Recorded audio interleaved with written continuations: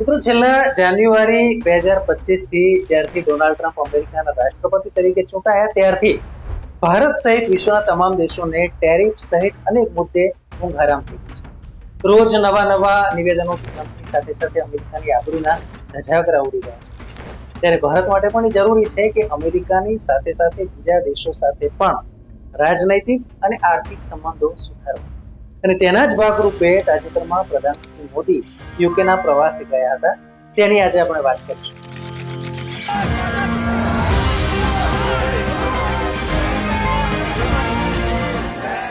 નમસ્કાર, real voice of ઇન્ડિયામાં આપનું સ્વાગત છે. મારું નામ છે નેહલ મોદી. મિત્રો, ગત 24 જુલાઈના રોજ વડાપ્રધાન નરેન્દ્ર મોદી અને બ્રિટિશ પીએમ કીર સ્ટારમરની હાજરીમાં બંને દેશ વચ્ચે મુક્ત વેપાર કરાર એટલે કે ફ્રી ટ્રેડ એગ્રીમેન્ટ FTA પર હસ્તાક્ષર થયા. આ અંગે ભારત અને બ્રિટન વચ્ચે 3 વર્ષથી સતત વાતચીત ચાલતી હતી. કરાર પછી નેતાઓએ સંયુક્ત પ્રેસ કોન્ફરન્સ યોજી હતી.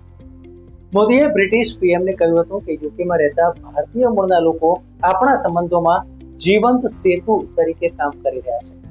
મોદીએ સ્ટારમરને ભારતની મુલાકાત લેવા પણ આમંત્રણ આપ્યું હતું. આ સાથે તેમણે ભારતની મુલાકાતના આમંત્રણની સાથે વડાપ્રધાન જે બ્રિટિશ વડાપ્રધાન છે તેમને એમ પણ કહ્યું હતું કે લોકશાહીને નબળી બનાવવા માટે લોકશાહી સ્વતંત્રતાનો દુરુપયોગ કરનારાઓ સામે કડક કાર્યવાહી થવી જોઈએ. મોદીએ કહ્યું કે સ્વતંત્રતાના નામે લોકશાહીને આ રીતે નબળી ના પાડી શકાય. મિત્રો, જે પ્રમાણે ભારત અને યુકે કરાર કર્યા છે તેની જો વાત કરવામાં આવે તો 99% નિકાસને ટેરિફમાં રાહત મળશે. આ કરારથી ભારતથી બ્રિટનમાં થતી 99% નિકાસ પર ટેરિફમાં રાહત મળશે. જેનો મતલબ એમ થાય છે કે ભારતથી બ્રિટનમાં મોકલવામાં આવતા માલ ઉપરનો ટેક્સ નોંધપાત્ર રીતે તેમાં ઘટાડો થશે અથવા તો પછી સંપૂર્ણપણે નાબૂદ થશે. એ જ સમયે આ કરાર બ્રિટિશ કંપનીઓ માટે પણ ફાયદાકારક સાબિત થશે. હવે તેમના માટે ભારતમાં વિસ્કી, કાર અને અન્ય ઉત્પાદનો વેચવાનું સરળ બનશે. ભારત આ ઉત્પાદનો પર ટેરિફ 15% થી ઘટાડીને માત્ર 3% કરશે. આ કરારથી બંને દેશ વચ્ચે દર વર્ષે લગભગ 3 લાખ કરોડ રૂપિયાનો વેપાર વધશે. 5 વર્ષમાં વ્યવસાય બમણો થાય તેવો તેનો ઉદ્દેશ છે. FTA એટલે કે ફ્રી ટ્રેડ એગ્રીમેન્ટ, જેને ગુજરાતીમાં આપણે મુક્ત વેપાર કરાર કહીએ છીએ. આ કરારની જો વાત કરીએ તો તે 2 કે પછી તેનાથી વધુ દેશો સાથે થતા હોય છે, જેથી તેઓ સરળતાથી એકબીજા સાથે માલ અને સેવાઓનો વેપાર કરી શકે અને તેના પર જે ડ્યુટી છે તે ઓછી લાગે અથવા તો પછી બિલકુલ ના લાગે.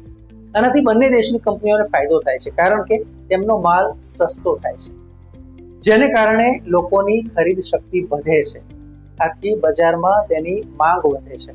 આ કરાર કર્યા પછી ભારત અને યુકેમાં કઈ વસ્તુઓ સસ્તી થશે તેની જો વાત કરીએ તો ભારતમાં જગુઆર, લેન્ડ રોવર જેવી બ્રિટિશ લક્ઝરી કાર ડ્યુટી ઘટવાથી સસ્તા ભાવે મળશે. સ્કોચ, વિસ્કી, વાઇન એની જો વાત કરીએ તો ઇંગ્લેન્ડથી જે દારૂ આવે છે, ખાસ કરીને દારૂ અને વાઇન પરના જે ટેરિફ છે તે ઘટી જશે. તેનાથી એ પહેલા કરતા વધારે સસ્તું થશે. ભારતમાં આ જે દારૂ છે જે ઇંગ્લેન્ડથી ભારત આવશે તે સસ્તો મળશે. જો કે હા, ગુજરાત માટે આ સારા સમાચાર નહીં કહી શકાય, કારણ કે ગુજરાત એક હાઈ સ્ટેટ છે અને તેનાથી 7 કરોડ ગુજરાતીઓને તેનો લાભ નહીં મળે. આ ઉપરાંત યુકેના બ્રાન્ડેડ કપડાં, ફેશન ઉત્પાદનો અને ઘર વખરીના વાસણો પણ સસ્તા થઈ શકે છે. ફર્નિચર અને ઇલેક્ટ્રિકલ સામાનની વાત કરીએ. યુકેથી આયાત થતા ફર્નિચર, ઇલેક્ટ્રોનિક્સ અને ઔદ્યોગિક મશીનરી હવે ઓછા ભાવે ઉપલબ્ધ થઈ શકે છે. ઝવેરાત અને રત્નોની વાત કરીએ તો ભારતીય રત્નો અને ઝવેરાત યુકેમાં સસ્તા વેચાશે, જેને લઈને યુકેમાં ભારતીય ગ્રાહકો માટે ઉત્પાદનો સસ્તા થઈ શકે છે. આમ ફ્રી ટ્રેડ કરારથી બંને દેશોનો વેપાર વધશે, તો સાથે જ ડોનાલ્ડ ટ્રમ્પના પેટમાં ફાળ પડશે. આ કરારને લઈને યુકેથી આવતી વિસ્કી ભારતમાં ઓછી કિંમતે ઉપલબ્ધ થશે અને જે વિશ્વનું સૌથી મોટું વિસ્કી બજાર છે. જોકે આ સોદા પછી પ્રીમિયમ આલ્કોહોલ માર્કેટમાં ઝડપથી વિકસી રહેલા સ્થાનિક જે દારૂની કંપનીઓ છે તેની વચ્ચેની સ્પર્ધામાં વધારો થશે.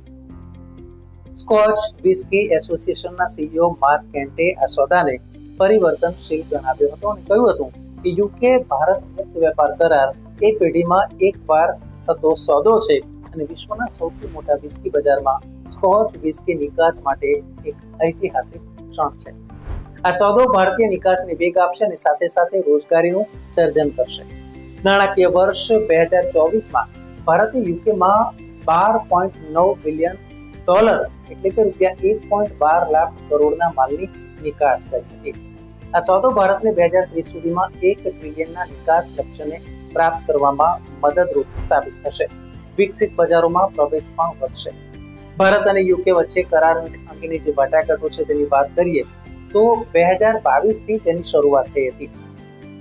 13 જાન્યુઆરી 2022 ના રોજ પ્રથમ વખત ભારત અને યુકે વચ્ચે કરાર અંગે વાટાઘાટ શરૂ થઈ હતી અને લગભગ તેના 3.5 વર્ષ પછી હવે તે પૂર્ણ થઈ છે.